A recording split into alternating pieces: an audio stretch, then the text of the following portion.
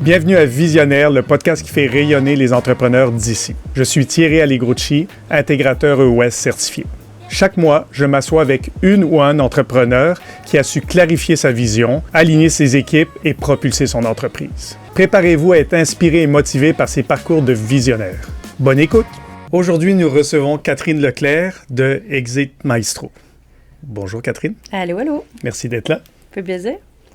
Alors aujourd'hui, on va surtout parler de exit planning. Et pour ceux qui ne savent pas c'est quoi, on va l'expliquer aujourd'hui, puis on va en parler de long en large. Donc, Catherine, Exit Maestro, qu'est-ce que c'est Exit Maestro? Exit Maestro. Écoute, c'est Maestro, là, c'est vraiment l'art d'orchestrer tous les intervenants qu'on a besoin quand on est un entrepreneur puis qu'on veut préparer notre business à la vente pour aller chercher le maximum de sa valeur. C'est pas mal ça, un maestro en mode exit. Oui, puis trop souvent, on n'y pense pas, on est dans le train. Mais ça, un entrepreneur, c'est pas là pour se lever le matin et se demander comment je vais faire un matin pour donner de la valeur à ma business. C'est pas ça que ça fait. Ça a les deux mains sur le volant, ça éteint des feux, ça développe sa clientèle, ça gère, ça va toujours très, très, très rapidement. Par contre, c'est pas tant compliqué. L'exit planning, c'est de la stratégie d'affaires, mais disons dans une perspective de valorisation plutôt que de croissance. OK. Donc, on va revenir en arrière. Qu'est-ce qui t'a amené à faire ça? Donc, je sais que tu as eu 2 entreprises, tu as fait des exits 2 fois. Oui. Donc, qu'est-ce qui t'a amené là? Donc, j'ai eu j'ai vendu 2 entreprises à travers ces belles aventures. J'appelais ça un rodéo, hein, un rodéo de vendre une entreprise. Écoute, j'en ai perdu des bouts. Je comprenais, mais je suis pas sûre que j'ai tout compris ce qui se passait. Fait que c'est clair qu'en bout de ligne, je sais que j'ai laissé de l'argent sur la table. Entre mes 2 oreilles, ça n'a pas toujours été facile non plus. Mm-hmm. Ne pas s'inquiéter, ça va drôlement bien aujourd'hui. Mais il a fallu que je passe par là, il faut que ça aille encore mieux aujourd'hui, tu vois. Fait que oui, j'ai laissé de l'argent sur la table, puis je le savais pas sur le coup, tu sais. C'est par après, avec du recul, puis c'est de l'apprentissage de vendre une business, hein. On apprend beaucoup sur nous, on apprend sur les autres, on apprend sur la business aussi, on apprend constamment là-dedans. Puis c'est après, avec le recul, mais merde, si j'avais pensé à ça, si j'avais fait ça... Pourquoi personne me l'a dit? Pourquoi on m'a pas conseillé là-dedans? Mais c'est pas la job de personne de te conseiller là-dedans. Ton comptable, il fait sa job, il fait une bonne job. Ouais. L'avocat, il fait sa job, il fait une bonne job. Mais tous les petits détails qui sont entre l'expertise du comptable, qui touchent pas le juridique non plus, qui touchent pas le fiscaliste non plus, mais tous ces petits morceaux-là qui sont là, sont adressés par qui? Personne. Non. C'est ça qui donne la valeur. C'est ça, moi je l'ai vécu aussi en vendant l'entreprise. On avait un avocat, on avait un comptable.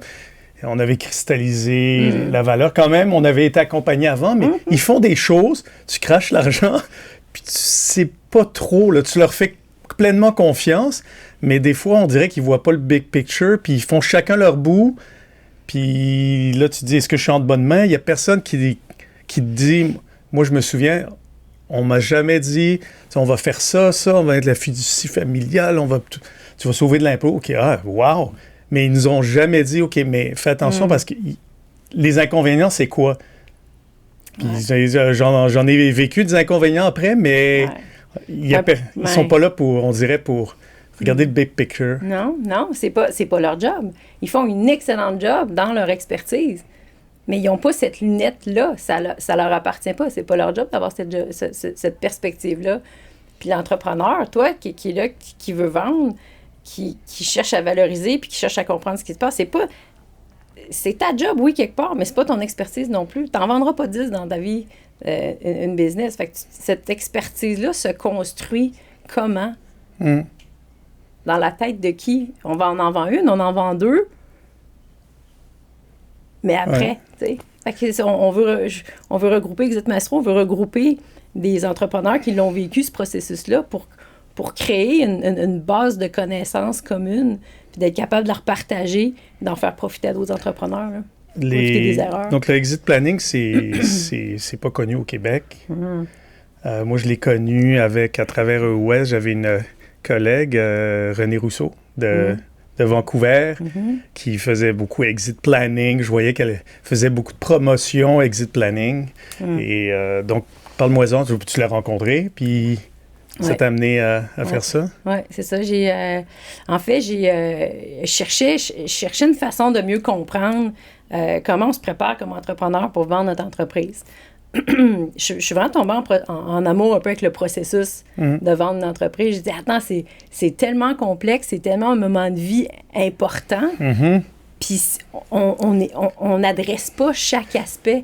Fait comment... C'est important parce que, comme je dis souvent aux gens, c'est pas pendant que tu as la compagnie que tu fais de l'argent, c'est quand tu la vends. Pendant, là, tu serais mieux d'avoir une vraie job, puis tu ferais presque plus d'argent. C'est vraiment le exit, c'est là où tous la sueur puis la souffrance que tu as eue est payante. Mais il faut qu'elle soit bien orchestrée, il faut qu'elle soit bien organisée, il faut que chaque élément soit bien valorisé. Puis, tu vois, quand une entreprise, t'es 2 mains sur le volant, c'est toi l'entrepreneur, tu vois pas tout. Hein? Moi, je dis souvent, on a des pépites dans le sous-sol là, qui traînent, qui créent beaucoup de valeur pour notre entreprise, mais on le sait juste pas que c'est là parce que, écoute, ça avance à 1000 à l'heure à tous les jours, puis on n'a pas le temps de s'attarder à ces affaires-là. Mais des fois, c'est ces petits éléments-là qui vont valoriser. On n'a pas le mindset de bâtir de la valeur, on a de la mindset à faire grossir la compagnie, augmenter le revenu, servir les clients, faire mieux ce qu'on fait. Mais c'est pas toujours là que ça bâtit la valeur. C'est pas parce qu'on grossit puis qu'on vend plus que ça crée plus de valeur. Puis c'est quoi bâtir de la valeur? C'est augmenter le chiffre d'affaires? OK, c'est une portion, mais c'est loin d'être la réalité. Hein. OK. Et donc, on a sauté. Donc, comment t'es arrivé à... Comment j'en suis arrivée à ça? Écoute, je peux pas croire qu'on peut pas mieux accompagner un entrepreneur dans sa démarche de préparation à vendre son entreprise. En faisant des recherches, j'ai trouvé... Aux États-Unis, c'est quelque chose qui existe depuis longtemps. Hein? Il y a un exit planner qui est à la table du comité de gestion 10 ans avant la vente d'une entreprise. 10 ans avant. Fait que c'est quelqu'un qui va être très stratégique, qui va orchestrer les différentes expertises qui sont nécessaires autour d'une table. Puis, tu sais, je pense en termes sportifs, là, parce que je viens de ce milieu-là aussi, tu sais, il va jouer le quarterback là, sur le terrain là, avec l'entreprise. Fait qu'il va aller chercher les expertises, puis il va faire le jeu, en fait, avec chacune de ces expertises-là pour créer de la valeur pendant 10 ans avant la vente. Fait que si on crée de la valeur pendant 10 ans sur différents éléments, des fois, c'est une implantation de système, des fois, c'est une certification, des fois, c'est diversifier des clients, des fois, c'est solidifier des contrats à long terme parce qu'on est allé chercher une certification. Des fois, c'est tout identifier ces éléments-là, les mettre en place pour donner de la valeur. Fait que... D'avoir le endgame en tête. Exact. Parce que ça, c'est des choses qu'on fait. On va mettre un nouveau ERP, tout ça. Mais c'est toujours pas pour créer de la valeur. C'est toujours pour être meilleur, faire ce qu'on fait. Ou régler un problème. Mais régler, c'est une chose de régler un problème. Ou bâtir avec le endgame à la... Exactement. C'est une autre perspective. Puis c'est très, très payant en bout de ligne. Au Québec, c'est très récent. Au Québec, je dirais, on est 5 qui a cette certification-là d'Exit Planner des États-Unis. C'est nouveau qu'on parle d'Exit Planning au Québec.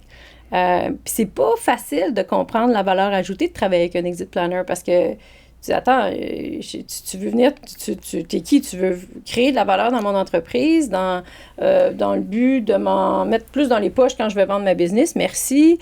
Mais en ce moment, j'en ai pas de problème. Tu adresses quel problème, toi, là? Une entreprise, ça adresse souvent un problème.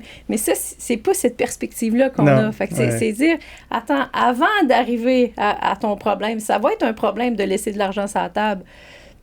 Mais c'est pas quelque chose qui est tangible, qui est facile à comprendre. C'est comme de E-Myth de Gerber, pas Gerber, le livre E-Myth. E-Myth, oui. De passer de l'artisan puis du technique à entrepreneur pour justement bâtir une compagnie. C'est avoir ce mindset, là, bâtir une machine qui va rouler sans toi. C'est un peu ce que je fais aussi avec West, c'est sortir l'entrepreneur de l'entreprise pour qu'elle prenne de la valeur. C'est un peu tout ça. Là, c'est un des points. Donc, le timing, tu as parlé de 10 ans. Moi, quand je fais des planifications stratégiques, le BIAG, là, la cible 10 ans, avec les entrepreneurs, c'est très rare. Ça arrive. J'en ai que c'était, dans 7 ans, on veut telle valeur parce que je veux faire un exit. Mais c'est très rare. Souvent, c'est la pérennité, c'est être les leaders dans telle chose, puis d'avoir de la pérennité. Mais quand même, il y a toujours un exit qui va arriver à un moment donné dans la vie. Donc, Quand est-ce que c'est le bon timing? Quand est-ce que c'est le bon timing? Écoute... tu vas me dire tout de suite? Ben, écoute, le plus tôt possible, en fait, parce que c'est de la stratégie d'affaires. C'est de la stratégie d'affaires de création de valeur et non seulement de la stratégie d'affaires de croissance. Fait que plus on s'y prend tôt, ben plus on crée des bases. Puis c'est les bases, c'est des bases solides, c'est des intangibles qui valorisent beaucoup une entreprise.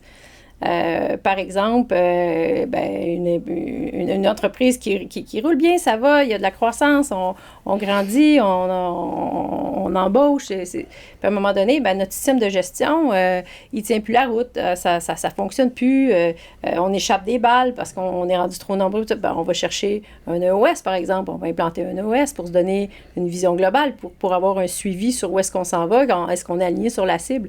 Ça, c'est un exemple d'implantation qui va valoriser une entreprise parce que ça va amener de la clarté. Tout ce qui amène de la clarté dans une business, ça valorise la business. Puis des choses comme pourquoi vous louez quelque chose, on pourrait bâtir de la valeur avec aussi en achetant de l'immobilier, puis des choses, il y a plein de choses qu'on pense pas. Là, des fois, ça fait du sens, des fois, ça fait pas de sens. Fait que c'est de penser dans une perspective d'acquéreur, tu sais. Dans mon industrie, je sais pas, moi, je fais des pièces pour...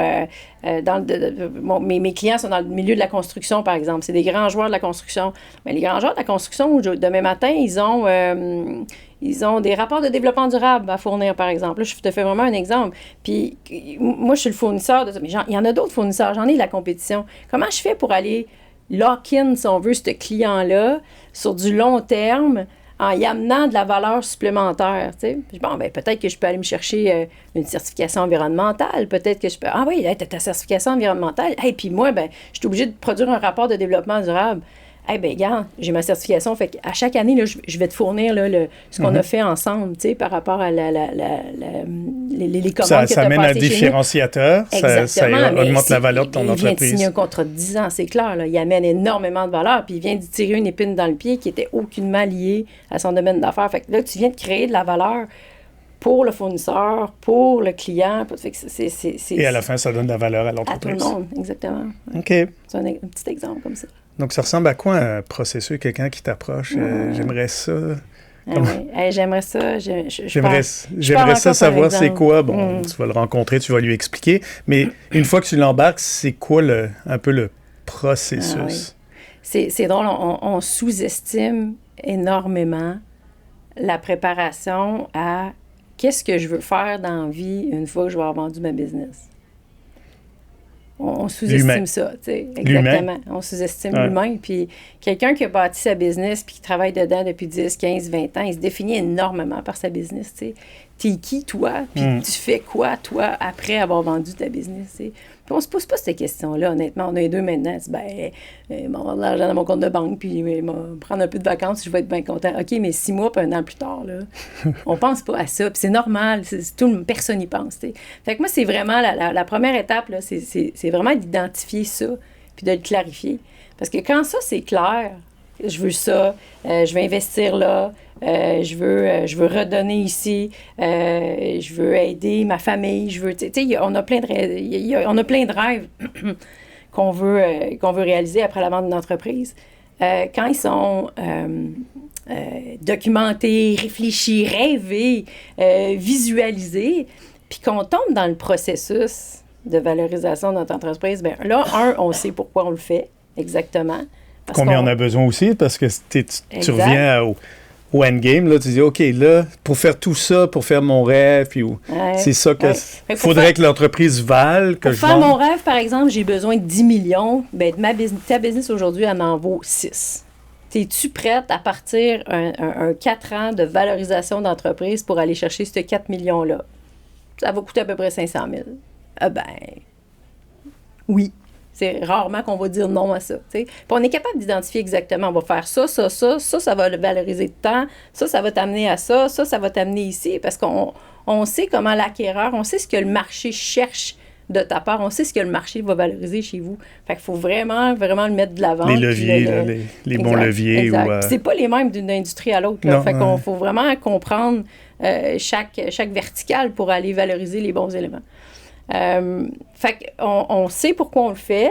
On sait combien on a besoin, on sait combien on vaut aujourd'hui. Bon, parfait, on part un projet pour valoriser 4 millions dans notre entreprise. Excellent. Au fur et à mesure qu'on livre, ben check, OK, on est allé chercher 500 000 de plus de valorisation, on est allé chercher 1 million de plus de valorisation. Jusqu'à ce qu'on se dise, OK, ben écoute, mon entreprise, je suis à l'aise maintenant de partir. Mais tout ce temps-là, on est impliqué dans le processus, on sait pourquoi on le fait, on continue de rêver à ce qui s'en vient, on sait exactement où on s'en va. Fait que quand on arrive après ça dans la phase de dire, OK, je suis prête à vendre ma business, c'est pas mal moins peurant. Oui, parce que le mindset, déjà là, il y a déjà une réflexion, ouais.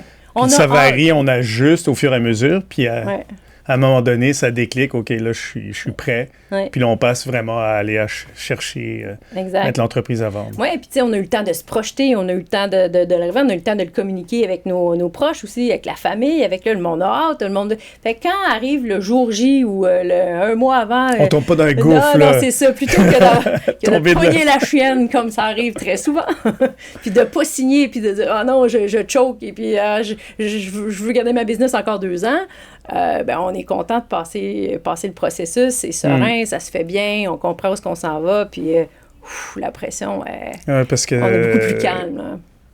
Parce que trop souvent, moi je l'ai vécu, on essayait d'acquérir une entreprise compétitrice avec mon associé, puis on le connaissait, puis pendant 1 an, on a eu des discussions, la personne avait 75 ans, elle était prête. Elle n'était pas prête. Prête ou pas prête? Elle disait qu'elle était prête, mais c'est ça, on voyait qu'elle n'était pas prête. Ah non. La tête était prête, le cœur n'était pas. Ou des fois, c'est le contraire. Son bébé, ne voulait pas trop arrêter, aimait ça, il n'était pas prête. Puis là, de l'autre côté, il faisait de l'auto-sabotage, il demandait beaucoup trop cher. Puis là, il s'arrangeait pour pas que ça se fasse finalement, exact. Ce qu'il voulait pas vraiment. Mais non, il était mal aligné. Parce que tu as amené la notion du bébé. Là. Il y en a souvent qui vont dire « Ma business, c'est mon bébé, j'ai de la misère à laisser aller. » Mais, as-tu des enfants? Oui. Oui, ben oui. 4. T'es vendrais-tu? Non. Non. Ben, ta business, c'est pas ton bébé. C'est ça. Fait qu'on met ça clair en partant. Les gens s'associent trop à leur entreprise. Oui, on va changer de posture. Fait que ta business, c'est quelque chose que tu as bâti, c'est ta création, je suis d'accord, mais c'est pas ton bébé parce que tu le vendrais pas. Qu'est-ce qui est une création que tu pourrais vendre un jour? On peut peut-être le comparer à une toile, une œuvre d'art. Une toile, c'est là, ça prend de la valeur ou ça n'en perd, dépendamment de la stratégie, dépendamment de ce qui se passe dans le marché. Mais c'est ta création, ta business. C'est pas ton enfant. Là. Fait que ça, quand ce mindset-là est changé, le stress tombe, on voit les choses complètement différemment. Il y a un détachement qui est là, mais il y a une admiration qui est là en même temps. On prend de la hauteur, puis on travaille pour bâtir l'entreprise plutôt que rester dedans puis travailler plus fort pour la faire grossir, mais sans endgame, sans penser à ça. Intéressant. Plus gros obstacle? Les plus gros obstacles quand tu fais ça, c'est quoi les obstacles? J'imagine l'humain, c'est number one. L'humain. Oui, les plus gros obstacles, c'est... l'entrepreneur pense qu'il est prêt, mais il ne l'est pas. Ou il est complètement désaligné, un peu comme l'exemple que tu as donné tantôt avec l'acquisition que tu voulais faire. Dans sa tête, là, il est prêt, mais on avance dans le processus, puis tu sens que ça avance, mais non, tu sais. Fait qu'on est désaligné. Ou des fois, il est vraiment prêt, mais la business n'est vraiment pas, là. Si tu veux vendre demain matin, c'est 4 millions que tu laisses à la table, là, pour reprendre le même exemple. Tu veux ça ou tu veux pas ça? Je suis fatiguée, je veux vendre, mais ralignons-nous, là. Où est-ce qu'on veut aller? Qu'est-ce qu'on veut faire avec ça? Quelle énergie qu'on a aujourd'hui pour se donner le temps de valoriser puis vendre au maximum, tu sais? Fait que c'est un obstacle, c'est le désalignement cœur-tête d'un entrepreneur. Cœur-tête, puis personne, business, tu sais. C'est deux choses qui sont pas nécessairement prêtes en même temps. J'avais lu un livre, Build to Sell, il n'y a pas longtemps. C'était intéressant. Je suivais une agence, le gars était écœuré. Il disait, il va voir un mentor qu'il avait, puis il dit, je veux vendre ma compagnie. Il dit, tu me donnes-tu 2 ans?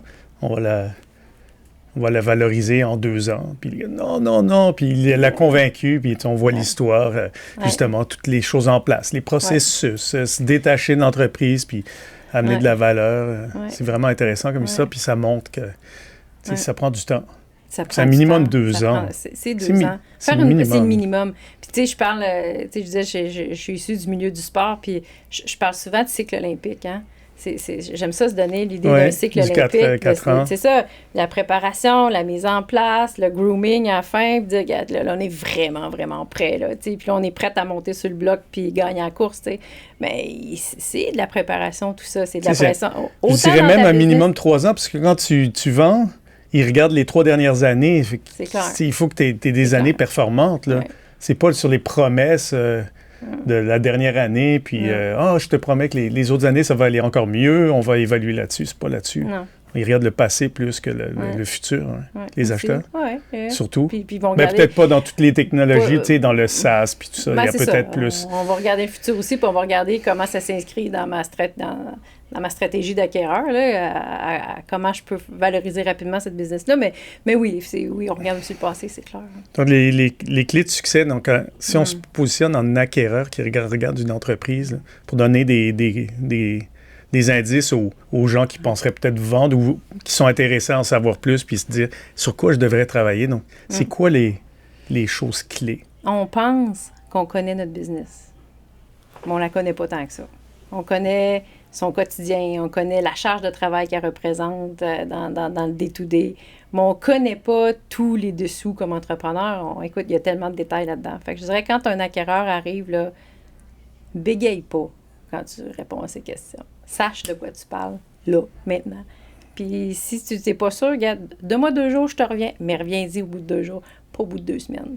Là, tu viens de créer un doute, tu viens de mettre du mou, tu viens d'ouvrir la porte à de la négo sur laquelle donc, il faut être préparé. Il faut tellement être préparé, mais c'est pas compliqué comprendre sa business. Il faut juste se donner le temps de le faire. Ça se fait pas en 2 mois, en 3 mois. Donc, un acquéreur cherche quelque chose, de la clarté. Il cherche de la clarté. Dès que c'est flou, ça fait peur. Puis là, on ouvre la porte à un due diligence qui peut devenir assez pénible. Hein? Quand on dit, il n'a pas l'air trop organisé, cet entrepreneur-là. Il n'a pas l'air de trop savoir ce qu'il s'en va. Comme tu fais vérifier par Revenu Québec. Si ça a l'air flou, là, ils vont commencer à creuser, puis là ils vont aller t'écœurer. Même affaire. Ils vont aller loin. Exactement la même chose. Mais quand ta data room est prête, tu as des questions à tes réponses, ta documentation est clean, tes états financiers sont ajustés, puis là, tu sais de quoi tu parles, tu sais où tu t'en vas, puis tu es capable de répondre d'aplomb à ton acquéreur. Puis les autres leviers là, qui vraiment amènent de la valeur, donc la clarté sur les choses, quoi d'autre? Qu'est-ce qui regarde un acquéreur? Mais ça va dépendre de quel genre d'acquéreur on se donne. Il y a beaucoup d'options. Hein. Fait que on veut vendre... oui, ça dépend qu'est-ce qu'il veut faire. Exactement. Fait que j'essaie beaucoup de donner le pouvoir à celui qui vend, pas celui qui achète. C'est un jeu de pouvoir, mais c'est un jeu de pouvoir qu'il faut qu'il devienne une danse, qui devient un tango à la longue. Tu veux pas être obligé de vendre parce que là, tu as une offre puis tu n'es pas prêt, puis tu vends trop vite, OK? Tu veux évaluer tes options. Dépendamment de quel lendemain tu veux quand tu vends ton entreprise. Est-ce que c'est un stratégique? Est-ce que c'est un private equity? Est-ce que c'est... ça dépend. Est-ce que c'est de la famille? C'est complètement différent comme transaction, comme préparation aussi. Puis l'acquéreur va regarder des choses différentes. Private equity, il y a souvent à peu près 5 ans, il va donner 5 ans pour valoriser ce business-là au maximum. Il va voir c'est quoi ses opportunités pour la Tandis qu'un repreneur, lui, il veut la prendre pour la Ben oui, lui, il veut l'amener plus longtemps. Fait que, ta question, elle va dépendre du contexte. Ça va dépendre du contexte. Mais les grandes lignes, quand même, je pense à... Est-ce que tu es dans l'entreprise tout le temps, puis l'entreprise, c'est toi? Là? C'est comme, OK, oui, ces éléments-là, oui, c'est ça. Cet élément-là, il y a celui-là. Si l'entreprise peut fonctionner sans toi, ça va déjà... Le test. Pars en vacances 6 mois. 6 mois, moi je dis 3 mois, toi c'est 6 mois. Qu'est-ce qui arrive à ta business si tu pars en vacances 6 mois, 3 mois? Ah, ça fonctionne plus, il n'y a plus personne. C'est moi qui prends une commande, c'est ça. Ah, ben attends, on a un peu de boulot à faire, mon ami. Là. Ouais. Ça, c'est un gros red flag. C'est un gros red flag. C'est un gros red flag. Ou, Il y a les informations, où sont conservées tes informations aussi, là. Ah, c'est dans mon Excel, sur mon laptop. Échappe-le pas en bas du bateau, hein? On va être dans le trouble, hein? Ouais. Fait que, tu sais, c'est tous des éléments qu'on se rend pas compte quand on a les deux mains dedans, là. Excellent. Et est-ce que d'autres choses à nous dire sur l'exit planning? T'as-tu une demi-journée? Ouais, Est-ce qu'il y a quelque chose que j'ai pas couvert? Ah, c'est quelque chose qui est tellement récent, c'est quelque chose qui demande un effort, mais qui demande un petit effort versus la valeur que ça va apporter, tu sais. Tu sais, je dis souvent, honnêtement, là, je reviens à mon exemple de tantôt, là, la business de 6 millions qui peut en valoir 10 dans 4 ans. On vient d'ajouter 4 millions sur 4 ans pour un demi-million d'investissement. Tu sais, ça là, c'est pas du rêve, là. C'est vrai ce que je te dis là. C'est pas si compliqué, mais c'est beaucoup de prise de conscience, puis c'est beaucoup de changement de posture. Ça coûte rien, là. Mais ça fait une méchante différence. Ouais. OK. Écoute, on va finir avec des petites questions en rafale que je pose à tout le monde pour qu'on apprenne à te connaître un peu plus puis qu'on retire des informations. Donc, quel est ton super pouvoir? Super pouvoir. Super pouvoir.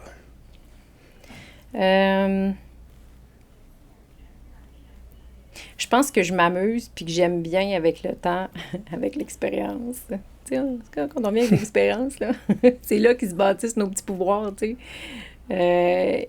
C'est cette capacité à voir le match. Le match entre une entreprise qui est prête à passer à autre chose, puis la bonne équipe ou le bon contexte, le bon terreau, en fait. Trouver le bon terreau pour que cette entreprise-là continue de croître, pas juste de faire du chiffre d'affaires, mais qui continue de créer de la valeur dans un nouveau contexte. Je pense que je m'amuse bien à faire ça, à garder cet œil-là. Si tu avais une seule discipline ou habitude à garder qui t'a toujours... qui t'amène beaucoup de valeur, que ça serait quoi? C'est un peu aligné avec ce que je viens de dire, en fait, parce que c'est très intuitif. Fait que c'est... fais confiance à ton intuition, tu sais. Ah, ça, c'est intéressant. C'est faire confiance à l'intuition. J'étais à Entre-Chefs PME la semaine dernière, le grand rassemblement, et il y a une personne qui a fait un 30 minutes sur l'intuition, justement. Ouais. Comment qu'on est trop souvent, puis l'intuition est là, puis on la met de côté avec le rationnel. Oui, c'est dur à vendre. Comment tu vends ça à ton équipe de gestion que non, c'est par là qu'on s'en va, pourquoi? Ben, I feel it, yeah, right, tu sais. Puis d'écouter que c'est vraiment des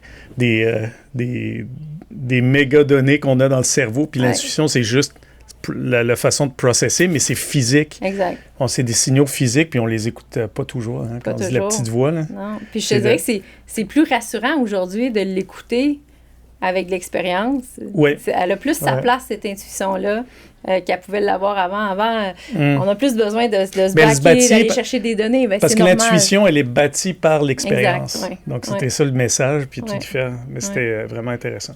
Donc, meilleur conseil qu'on t'a donné? Qu'on t'ait donné? Hey, je veux pas être redondante, là, mais